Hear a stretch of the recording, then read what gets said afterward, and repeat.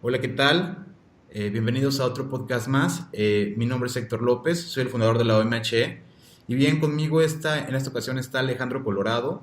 Él es un viejo amigo, lo conozco desde tiempos de Open Hola, ¿qué tal? Source.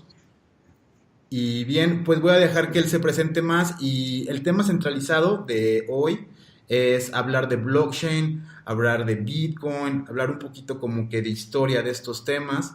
También quiero tocar como que el desarrollo, o sea, no solamente ver la parte de ese aspecto, sino que yo considero que Alejandro nos puede hablar mucho de esa parte técnica que algunos desconocen y que ahorita está muy de moda que pues todos te pueden hablar de blockchain, ¿no? Como tal como la tecnología que de los datos o la redundancia de datos como concepto, pero hay pocas personas que quizá te lo puedan llevar a la práctica, ¿no? Y que tengan ese tipo de relaciones en viva voz y como experiencia de trabajo con ese tipo de tecnologías. Entonces, pues bueno, Alejandro, me gustaría comenzar por eso.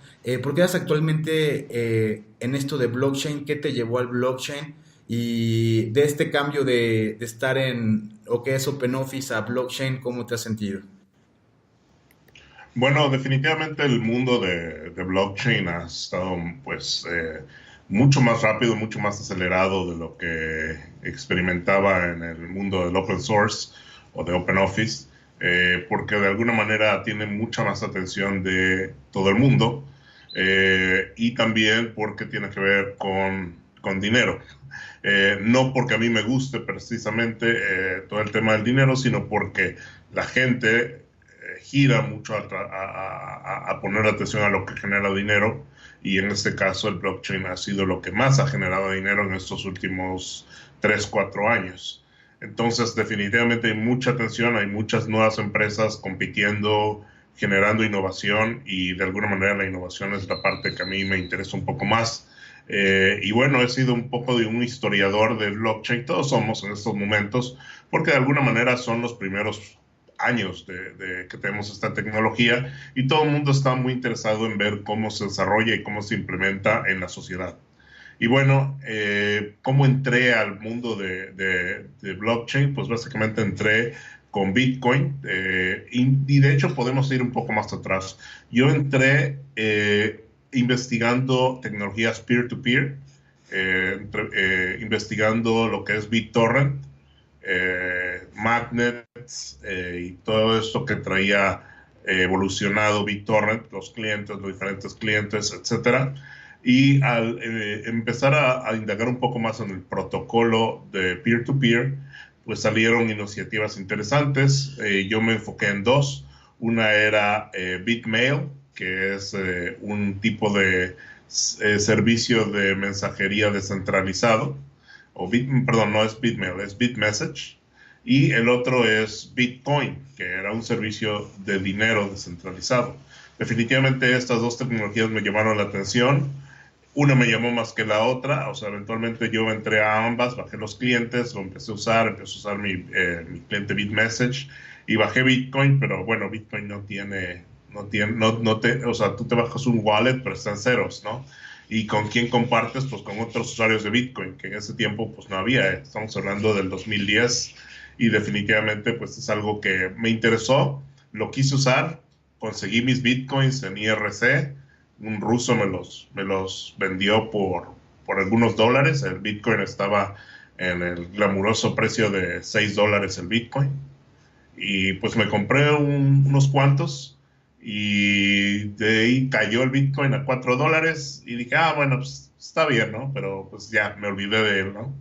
Y seguí con BitMessage. Entonces BitMessage ganó y sí, lo empecé a usar bastante en el 2011, 2012, hasta que igual como que pues no había agarrado tanta popularidad el protocolo. Entonces igual lo fui olvidando y todavía tengo mi cliente, pero no lo he disparado en muchos años. Y bueno, una persona en nuestro grupo, tenemos un grupo local aquí en Cancún, por cierto, yo soy de Cancún, y tenemos un grupo de usuarios de tecnología y una persona entró muy fuerte con el Bitcoin y dije, ah, sí, yo recuerdo que de hecho tengo unos Bitcoins, pues vamos a verlo, ¿no? Y ahí fue cuando, bueno, ya vi un poquito más evolucionada todo el ecosistema, ya vi muchos más servicios, inclusive ya había un exchange en México que hacía más fácil la compra y venta de bitcoins o en este caso la moneda nacional. Y bueno, eso de alguna manera pues de alguna manera abrió las puertas a toda una comunidad naciente, y ahí sí ya pude empezar a meterme un poco más directo con todo esto. Bueno, investigando el Bitcoin, pues básicamente empezamos a descubrir que aparte de las transacciones de Bitcoin, pues tiene metadatos, y la gente está estudiando estos metadatos para poderlos convertir en lo que ahora se conoce como el blockchain. Básicamente, para entender lo que es un blockchain, es como si fuera una cadena, ¿no? Las cadenas tienen eslabones, y un eslabón conecta al otro eslabón, y así está haciendo hasta que de alguna manera forma una cadena. Blockchain significa cadena de bloques, entonces en lugar de ser eslabones son bloques que uno conecta al otro y otro conecta al otro. La gente que utiliza Linux o que utiliza cosas como GPG sería algo similar a lo que sería un token ring o a un anillo de encriptación, en donde varias, de alguna manera, firmas están firmando la autenticidad de la otra persona, y de la otra persona haciendo lo que sería un web of trust, o un web de confianza, en donde todos los que están presentes en esa web o en ese anillo están verificados criptográficamente la veracidad de una persona con la otra. Esta, por ejemplo, se utiliza para firmar los paquetes en Debian, donde los desarrolladores van firmando cada paquete, y tú como usuario de Debian a veces tienes que bajar o actualizar las firmas de estos desarrolladores para validar la veracidad de este paquete. En el caso del blockchain, la veracidad no se firma por usuarios, se firma por las mismas transacciones. Entonces se utiliza un algoritmo que se llama el algoritmo SDS, que es el algoritmo de curvatura. De hecho, este ya lo puedes implementar en PGP y en GPG, entonces ya está un poquito más, en SSH también, ya está más masificado. Antes teníamos RCA y ¿cómo se llama el otro? No recuerdo, pero el Dama, algo así creo que era el otro algoritmo. El detalle es que, bueno, con este tipo de algoritmos, pues entra la parte de minación. ¿Qué es la minación? Y ahí es donde realmente empezamos a hablar la parte de peer-to-peer, que es cuando dices, bueno, cuando si algunas personas alguna vez usaron torrents o email, recordamos que bajamos nuestro archivo, y ese archivo era compartido por nodos en la misma red, y tenemos lo que son los seeds y tenemos lo que son los peers, entonces o los leech, perdón. Entonces los seeds son nodos que tienen completamente ese archivo, los leeches son los nodos que parcialmente tienen ese archivo y que se van alimentando de estos nodos completos. Entre más seeds tenga un archivo, mucho más rápido es de descargar, y también usualmente tiene más leeches. Y bueno, en el caso de Bitcoin es similar, solamente que en lugar de tener muchos archivos, ellos nada más tienen uno, y ese uno es precisamente el blockchain, que básicamente viene siendo la base de datos de transacción en toda la historia de Bitcoin. Entonces, todas las transacciones que se hacen alrededor del mundo se van grabando en esta base de datos, y esta base de datos se va compartiendo como si fuera un seed alrededor de toda la red. Ahí viene la parte de minación. La minación es bajo esta organización del peer-to-peer, la minación viene siendo un nuevo recurso de incentivación que se hizo en Bitcoin para que las personas mantengan esos seeds, o para que la gente mantengan estos nodos funcionando todo el tiempo. Y lo que estos mineros hacen básicamente es que están confirmando estas transacciones, están firmando estas transacciones y están firmando estos bloques. Cada vez que un nuevo bloque se hace, la persona que lo firma, o en este caso el minero que lo firma, recibe una recompensa, y básicamente es una bolsa total de bitcoins, y esta bolsa se reparte entre lo que serían pues el minero, si es uno, y si es un grupo de mineros, se reparte entre este grupo de mineros, que vendría siendo lo que se llama un pool o una alberca o un grupo de mineros, ¿no? Y bueno, pues eso es básicamente lo que dio inicio a la propagación de precisamente la minería en Bitcoin. Mucha gente está muy interesada en meter mineros, comprar computadoras dedicadas a mantener esta red llamada blockchain, llamada Bitcoin, y eventualmente se le conoció como Proof of Work o prueba de trabajo. ¿Por qué trabajo? Porque las máquinas y los procesadores están haciendo un trabajo que es precisamente la resolución de problemas bajo un algoritmo que se llama SHA-256, que criptográficamente está generando esta minería. Y bien, pues básicamente eso es todo el inicio de lo que es el blockchain y también todo lo que es la minería.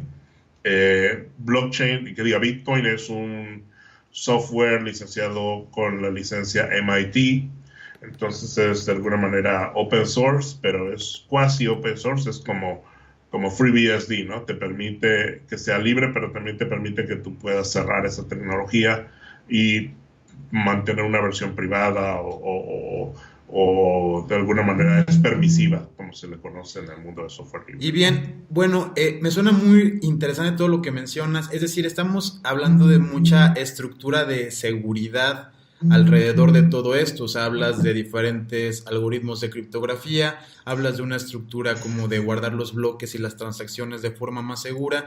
¿Tú crees que este aspecto del blockchain o esta arquitectura se pueda transportar? O sea, vemos mucho interés de, pues, el sector gubernamental, del sector bancario en este aspecto. O sea, ¿sí es transmutable esta tecnología para esas empresas o tú crees que es más que nada por quererlo adquirir como quien adquiere, no sé, la nueva computadora o el nuevo, es el nuevo cloud computing, es el nuevo IoT?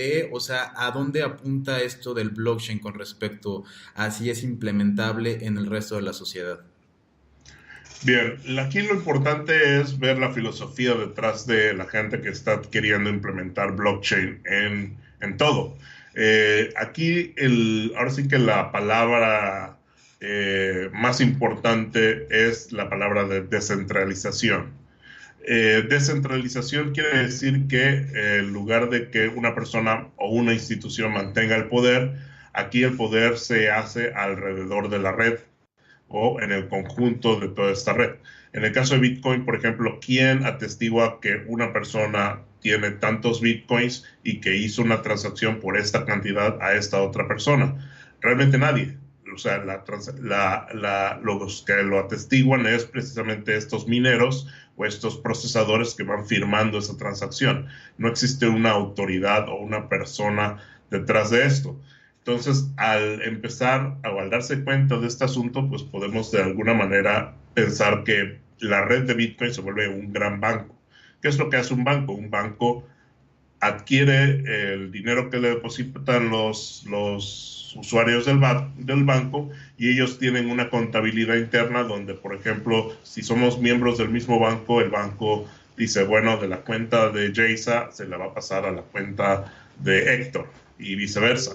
Ellos tienen una contabilidad interna y sí, nosotros podemos consultar estos movimientos al banco, pero el banco es una organización humana o si se quiere o centralizada de todos estos libros de transacción. En cambio en Bitcoin esto se da de manera autómata. El caso es que dijeron, bueno, si pueden contar transacciones en Bitcoin, ¿por qué no pueden contar otras cosas? Como por ejemplo los votos o la autentificación de archivos. Y aquí es donde hablamos un poco más técnicamente, en donde cada transacción de Bitcoin tiene de alguna manera metadatos en los cuales puedes almacenar ciertos bytes de datos. Y ahí lo que puedes, por ejemplo, ahí generar es una especie como de notaría, donde, por ejemplo, yo puedo firmar un archivo. La gente que es técnica, usualmente cuando descarga un archivo tiene el checksum, y el checksum o el MD5 son firmas que atestiguan que esos archivos son los que se están publicando y no vienen de un tercero. Y bueno, nosotros podemos firmar digitalmente documentos y verificar estos documentos contra el blockchain. Y ahí es cuando mucha gente pues se le abrió el mundo porque empezó a decir, bueno, esto realmente puede reemplazar a los gobiernos. Los gobiernos lo que usualmente hacen es precisamente esto, administrar, por ejemplo, las notificaciones en el catastro, en los pueblos, en las ciudades, o los votos en quienes, por ejemplo, van a ganar las elecciones a presidente, etcétera. ¿Y qué pasa? No hay un organismo centralizado, sino todo esto se da de forma autómata. Y aquí es cuando básicamente empieza a haber esta bandera de descentralización y algo que quizás no sea tan fácil traducir a español, pero se llama trustlessness, que es como la no confianza o la falta de confianza. No necesitas confiar en nadie para verificar que los datos son correctos, y una vez que tienes estos, de alguna manera, bases, pues puedes implementarlo básicamente en todo, desde en cadenas de suministros, la electricidad, el consumo de electricidad, quién consumió qué, cuántos watts, en qué calle, etcétera, etcétera. Entonces, todo esto básicamente se está propagando en todas las demás industrias, y ahí es cuando mucha gente pues quiere meter blockchain en todas las industrias, básicamente, ¿no? Inclusive el gobierno, cómo trabaja el gobierno, etcétera. Vale, muchas gracias. Bueno, pues estamos hablando de que, bueno, a mí blockchain me parece que sí, sí es una revolución. O sea, el no usarlo quizá pueda tener ya implicaciones de que a veces a lo mejor es muy complicado implementarlo. O sea, he visto que la famosa industria 4.0, pues que se basa casi casi cualquier tipo de empresa, están optando por por también querer adaptar esta forma segura de almacenar la información. Pero también me gustaría, o sea, ¿tú ves inconvenientes? Hemos hablado de lo bueno, pero ¿qué inconvenientes podría tener blockchain? O sea, ¿va a ser muy caro? O sea, ¿cuántos servidores tengo que tener para tener blockchain? A veces la gente no puede montar un MySQL, un Postgres. Ahora con blockchain tengo que tener varios servidores en la nube. O sea, en realidad creo que a veces no se entiende que tener blockchain puede resultar una tarea complicada desde el punto de vista de desarrollo.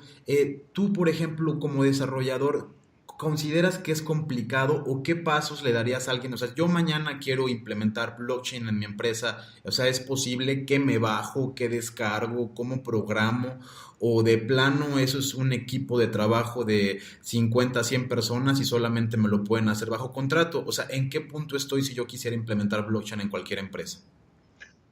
Bueno, una de las cosas que primero necesitamos verificar es para qué lo queremos, porque muchas personas lo quieren y ni siquiera saben por qué lo quieren. O más bien lo único que saben es que es lo nuevo, y usualmente eso no es suficiente razón para tener un blockchain. Y de alguna manera un blockchain no es algo que de alguna manera se tiene, es algo en lo que tú participas, es como el open source, ¿no? Tú no tienes open source, tú participas en los proyectos open source. Y sí, puedes tener tu proyecto y lo vuelves open source, pero eso no es exactamente lo mismo. ¿Sí me entiendes? Que no eres el dueño de este movimiento. Lo mismo es en el blockchain. Al tener descentralización, tú dependes de nodos distribuidos en toda la red. Tú no puedes tener tu versión de nodos distribuidos en toda tu oficina, por ejemplo, ¿no? Simplemente tú eres partícipe, quizás con un nodo, o quizás simplemente ni siquiera necesites un nodo y participes vía un proxy, o sea, una empresa que tiene estos nodos, como por ejemplo lo que se haría un data center. Un data center, o en este caso en la nube, te da servidores sin que tú físicamente los tengas en tu oficina. Y bueno, así básicamente podemos participar, tú y yo, y etcétera, haciendo lo que es la economía de tokens. Y aquí es un punto que de alguna manera le seguía a lo que venía diciendo. Muchas personas, al tener el blockchain MIT, pues empezaron a crear diferentes versiones de este blockchain con nuevas monedas. Entonces tenemos Bitcoin al principio, y ahora empezamos a tener Litecoin, NXT, BitShares, Ethereum, Stellar, etcétera. Actualmente hay más de 75,000 diferentes blockchains, podríamos llamarlo así, o monedas, que de alguna manera se enfocan en cosas diferentes, muchas en cosas iguales, pero con sus ciertas diferencias. y básicamente serían algo similar como las distribuciones de Linux, ¿no? En las cuales tenemos cientos de diferentes distribuciones con sus pequeñas diferencias unas de las otras. Y bueno, aquí vino quizás la segunda generación de blockchain que empezó fue la que empezamos a hablar de algo, de un nuevo sistema que es el Proof of Stake en lugar del Proof of Work. Y el Proof of Stake es básicamente una moneda en donde premina los tokens y trabaja con los tokens ya distribuidos y se regula simplemente algorítmicamente el supply o la oferta de estos tokens.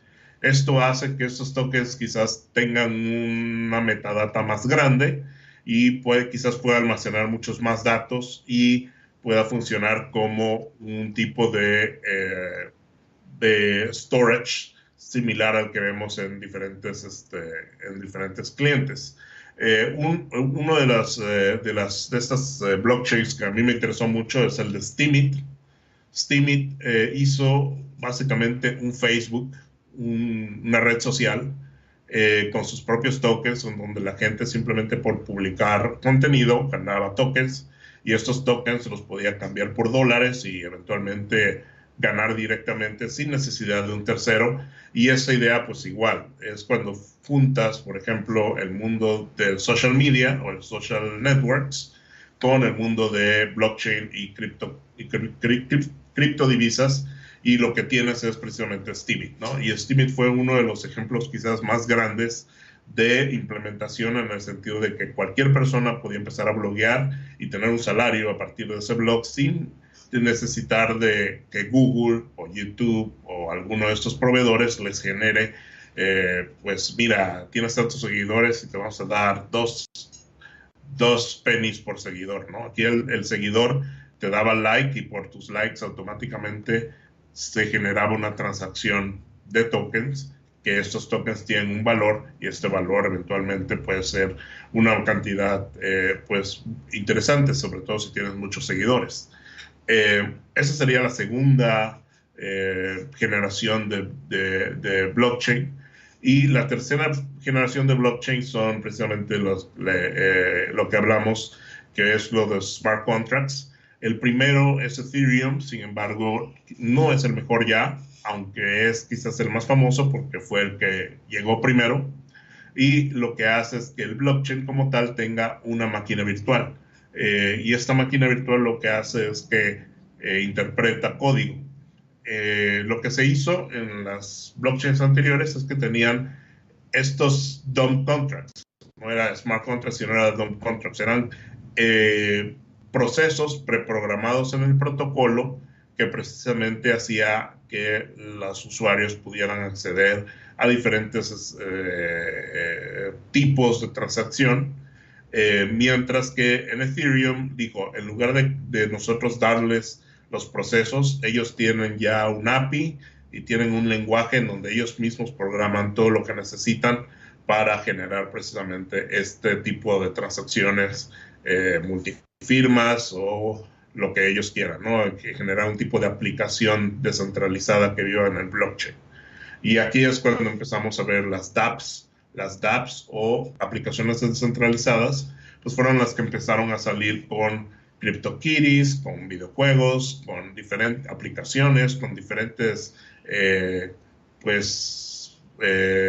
paradigmas para manipular precisamente estos juegos y cambiar el valor de uno al otro. Entonces, por ejemplo, un juego de póker, un casino.com, pero que en lugar de estar en una base de datos MySQL, en un servidor, ahora esa base de datos está en el blockchain y estos tokens directamente en el blockchain pasan de un usuario a otro en una partida de póker, por ejemplo. Y entonces la aplicación sería esa interfaz de póker y todo lo que la lógica de transacciones conviene. Y por el otro lado, pues tienes los usuarios comprando y vendiendo estos tokens. Lo que Ethereum también hizo es precisamente la fácil generación de tokens nuevos, especializados, y con esto vino pues también una gran inflación en el precio de Ethereum porque la gente o empresas empezaron a crear sus propios tokens dentro de Ethereum y para comprarlos pues necesitabas Ethereum. Entonces se volvió como que una bolsa que entre más aplicaciones se generen, más beneficio es, más la gente tiene que comprar Ethereum para eso y el precio empieza a inflarse y inflarse hasta que llegó a tener el market cap o capitalización del mercado tan grande que tiene ahora en estos momentos. Y aunque hay nuevas, quizás no sean todavía tan impresionantes como Ethereum. Ahora, una de las preguntas que me acuerdo que me diste es si esto es hackeable. Y sí, Ethereum de hecho ha sido presa de uno de los grandes hacks del mundo de criptodivisas. Ellos crearon una DAO llamada de DAO. DAO significa Organización Autónoma Descentralizada. Y lo que querían hacer es tener un tipo de VC o capital de riesgo donde la gente que participara lo iban a meter en un fondo y este fondo se le iba a dar a las personas que hicieran aplicaciones descentralizadas como para incentivarlas, ¿no? El detalle es que en el smart contract que ellos publican, los smart contracts para esto son públicos. Cualquier gente que tenga acceso a la blockchain de Ethereum puede leer el smart contract y puede usarlo para lo que se escribió, pero también lo puede usar para lo que no se escribió. Entonces un hacker o un cracker, si se le quiere llamar, utilizó precisamente ese smart contract, encontró una vulnerabilidad y empezó a sacarle el dinero que la gente había metido en ese fondo y pudo de alguna manera pues sangrar el DAO y la gente pues se volvió loca porque el DAO había alcanzado una cantidad monstruosa de dinero. Creo que fue el primer ICO, si se le quiere llamar ICO, antes que la gente conociera que es un ICO, de más de $100 millones eh, en Ethereum. Entonces, pues fue una cantidad increíble de dinero.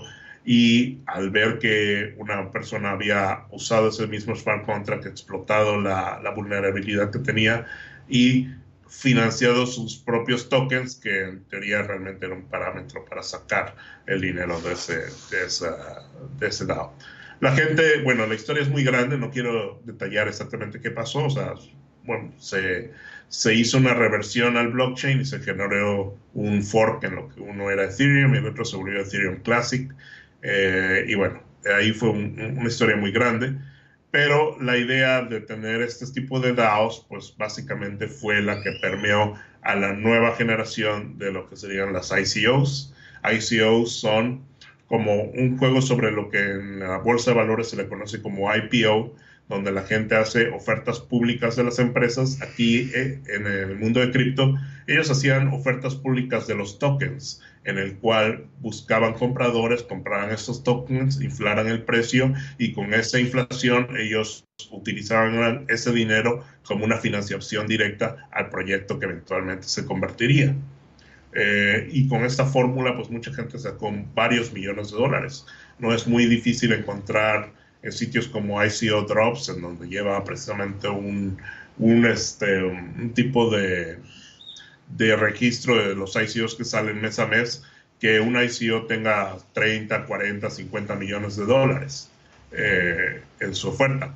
Lo cual, si lo comparas con el mercado tradicional de startups, una startup a lo mucho te llega a 8 millones de dólares en su primera ronda de inversión, lo cual es completamente disparado a lo que se puede generar precisamente en este mundo descentralizado. Y eso hizo un frenesí que eventualmente fue la burbuja que vimos el año pasado de Bitcoin o del mundo de criptodivisas en cuanto a la evaluación de estos tokens. Y bueno, para no hacer el cuento largo, o sea, regresar a la parte técnica, pues básicamente ahora se tienen 4 diferentes blockchains que utilizan smart contracts, que utilizan dApps, que generan dApps, y pues hay muchos recursos alrededor de ellos.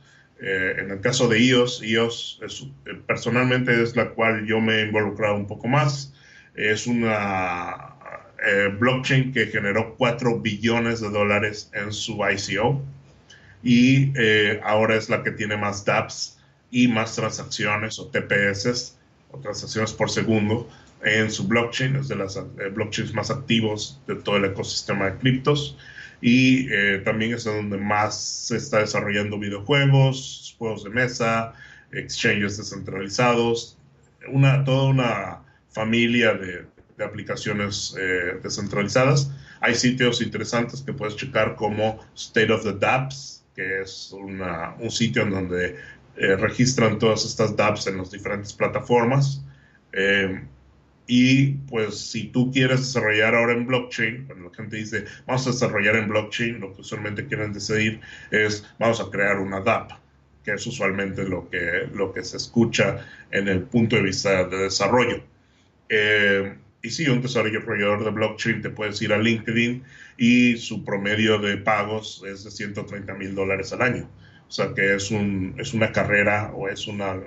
Sí, es una carrera que es bastante lucrativa en estos momentos.